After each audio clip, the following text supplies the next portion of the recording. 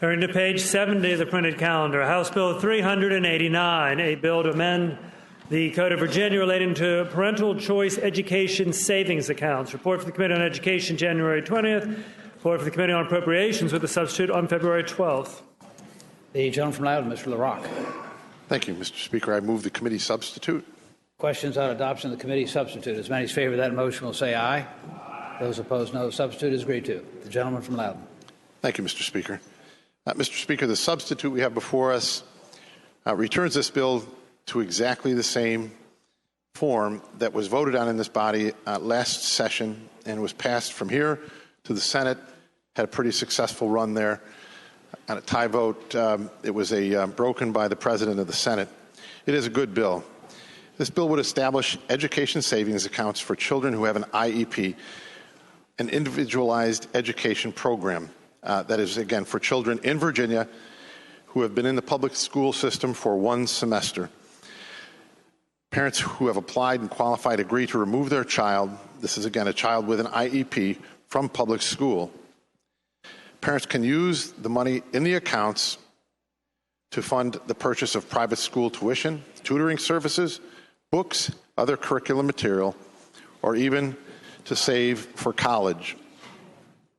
Mr. Speaker, account holders who receive this, or who qualify and have these accounts set up, receive 90% of the state's contribution to each child's portion of the school funding formula. The remaining 10% per pupil funding is retained by the state.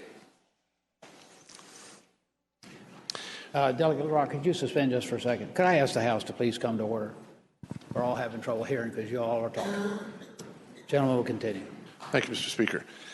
I would like to emphasize that no local funding will be deposited in the savings account. 100% of the local per pupil dollars will be retained by the local school district for every child using an education savings account. So I repeat, this will mean more dollars per student for public schools without raising taxes.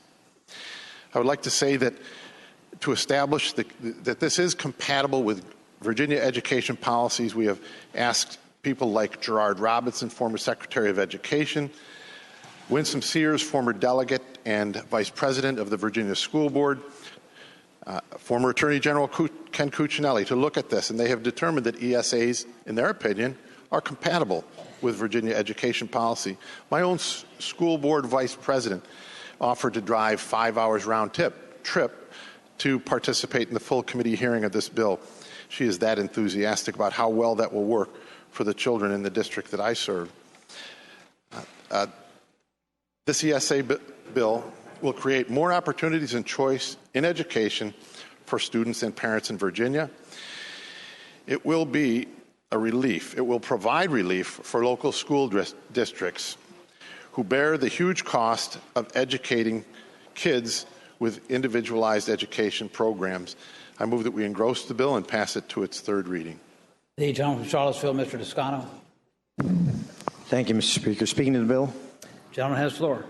Yes, thank you, Mr. Speaker. Ladies and gentlemen of the House, this bill, if it's enacted, will just create another new government entitlement that will siphon money out of the school divisions at a time that they need it more than ever.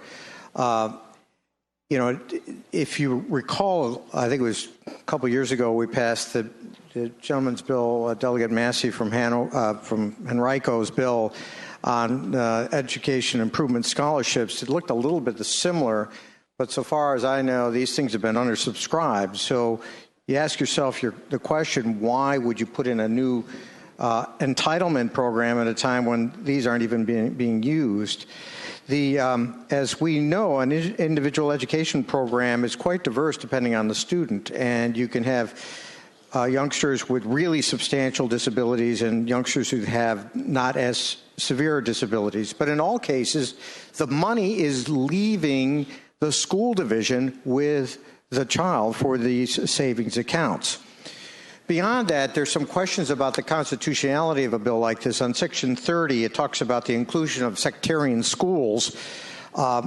Now, it is true that tag grants are used in sectarian schools, but those The distinction there is between higher education and secondary schools and elementary schools. So I would urge the body to think very seriously and hopefully not vote to pass this bill. Thank you. The gentlewoman from Fairfax, Ms. Watts. Thank you, Mr. Speaker. Speaking to the bill. Gentlewoman has the floor.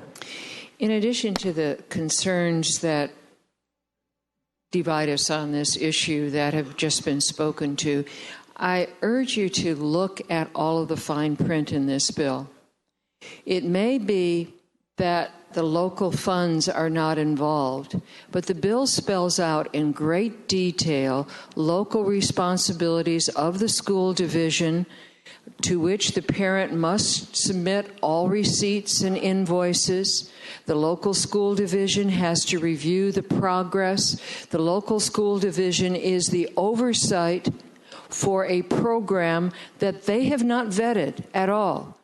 On an IEP, in the placement of a child whose needs can't be met within the public school system, the public schools have looked at alternatives, have vetted those alternatives, have determined the quality of the program and the financial integrity of the program.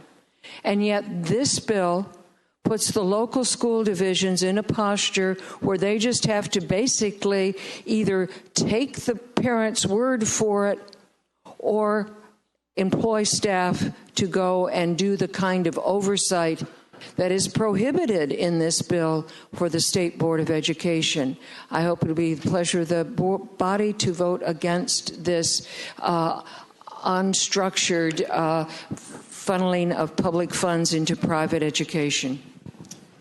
Shall the bill be engrossed and passed to its third reading? As many as favor that motion will say aye. Aye. Those opposed, no. No. Chair is in doubt. As many as favor the motion will raise their right hand. We could probably make this move on a lot quicker if you guys would just be a little louder over there. Bill is engrossed and passed to its third reading.